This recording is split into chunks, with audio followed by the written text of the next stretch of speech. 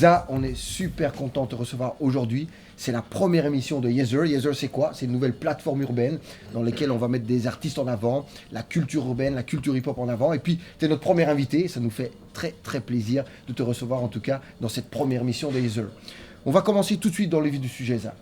Za, on le connaît, c'est un artiste qui a fait partie du rap belge, qui fait encore aujourd'hui partie du rap belge. Mais pour toi, aujourd'hui, Za, c'est qui? Tout d'abord, merci de m'avoir reçu chez vous. Avec plaisir. Surtout pour la première émission. Yes. Toi-même, tu sais, Phil. Yes, avec ça plaisir. Ça d'aujourd'hui qu'on se connaît. Okay. Comme d'hab.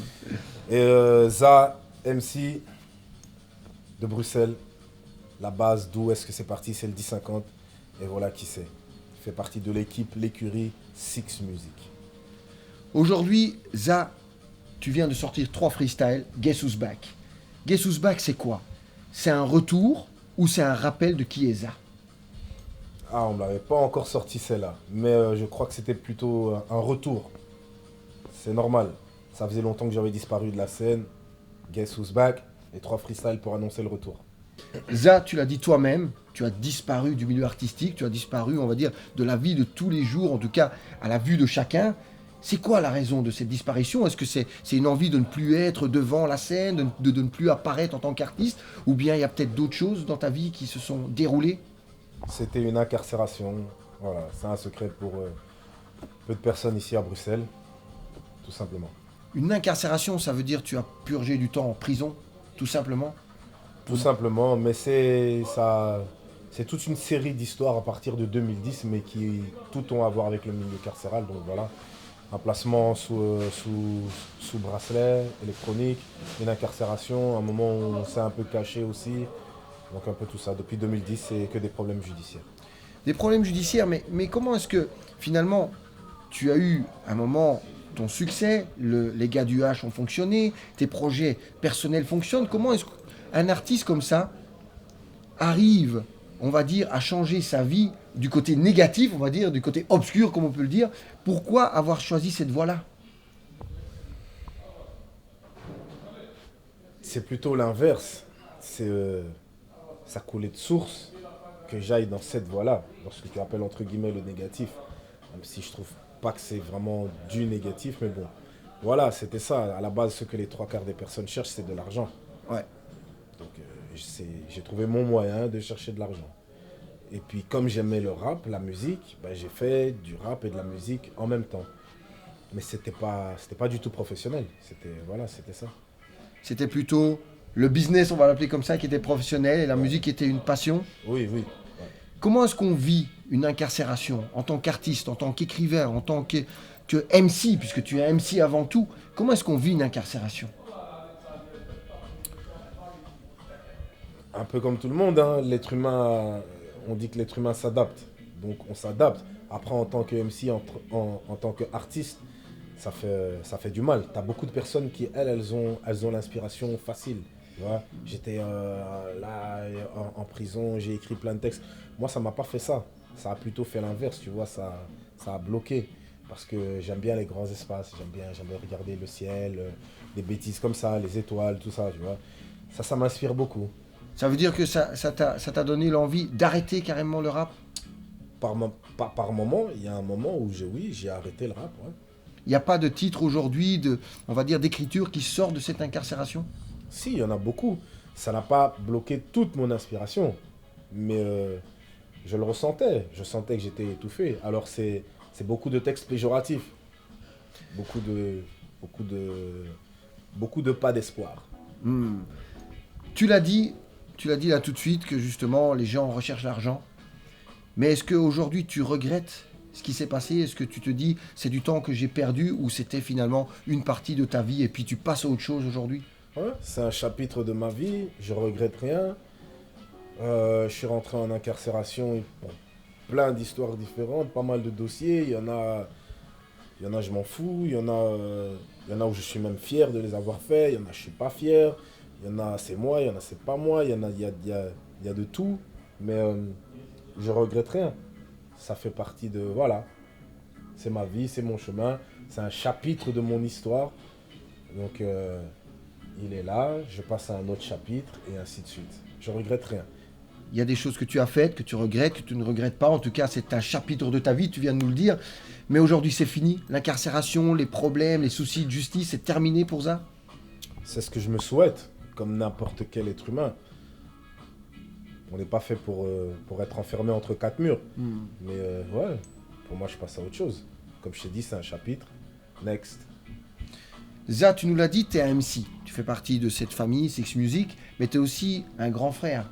Tu as eu cette expérience, on va dire, de l'incarcération. Qu'est-ce qu'on peut dire aujourd'hui aux jeunes MC, ou même aux jeunes aujourd'hui de Bruxelles et d'ailleurs, qui ont ce souci, qui ont envie d'argent, comme tu l'as dit, puisque finalement, c'est le nerf de la guerre, c'est l'argent. Qu'est-ce que tu as envie de dire à ces jeunes? En tant que... Qu'on se comprenne. En tant que personne vis-à-vis d'eux, j'ai rien à leur dire. En tant que grand frère, il y a d'autres moyens. Après, on a tous besoin d'argent.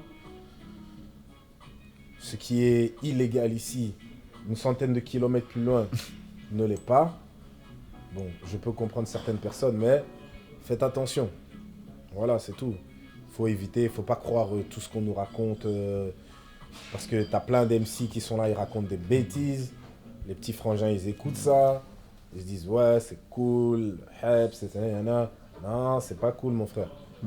Faut pas croire. Parce que tous ces MC-là, eux, quand ils ont fini d'enregistrer, ils rentrent chez eux. Ils t'ont dit, va tirer sur une personne, tu vas tirer, tu prends 10 ans. Lui, le soir, il rentre chez lui. Tu vois? T'as dit, dis de la coke, prends de la coke, t'as fait tout ça. Lui, le soir, il est rentré chez lui. Toi, t'es bousillé au quartier, tu vois? Donc, faut pas écouter tout ça. Fais ta vie à toi. Si ce sont les choix que tu as choisis, fais-les bien. Et fais attention. On s'appelle Za. On est une personne connue du rap belge. On est une personne même connue dans la rue. On sort d'incarcération. Comment est-ce qu'on vit cette incarcération, Za? Comme toute personne normalement constituée, on a plein de trucs en tête. Après, je peux parler que pour moi-même parce qu'on est tous différents et on va avoir des réactions différentes face aux événements. Moi, je l'ai pris un jour après l'autre. Tu as plein de projets, tu as envie de faire plein de choses. J'ai un plan A, j'ai un plan B. Aujourd'hui, mon plan B est devenu mon plan A. Mais tous mes projets, c'est un jour après l'autre. C'est des gens qui t'ont épaulé, qui sont là avec toi depuis le début, qui t'ont aidé même à la sortie, qui t'ont aidé pendant que tu étais à l'intérieur, qui aujourd'hui t'influencent à revenir dans la musique, à revenir dans le rap. Oui, après, tu as plein de personnes qui vont dire plein de trucs, mais tu vas pas écouter tout le monde. Ceux que j'écoute, tu les comptes sur les doigts d'une main. Et c'est eux que j'ai écoutés. On pense à Coolix par exemple, ton manager qui est proche de toi, Lui-même, toujours là. avec qui tu Super travailles. travail, magnifique. Ouais. Tu sors, tu nous le dis, tu as plusieurs plans, tu as encore des petites dettes vis-à-vis de la justice. Ça s'est terminé. Et aujourd'hui, tu te concentres principalement sur la musique. Ouais, c'est exactement ça. Il me restait pour un dernier dossier quelques heures à faire là. Je les ai terminés. Et maintenant, c'est musique, non-stop. On va essayer de ne pas retourner dans les travers. Je ne sais pas si en parlant de ça, je vais embrayer sur une de tes questions, mais aujourd'hui, mon travail, c'est ça. Je veux faire ma musique pour pouvoir vivre de ma musique. Musique à part entière.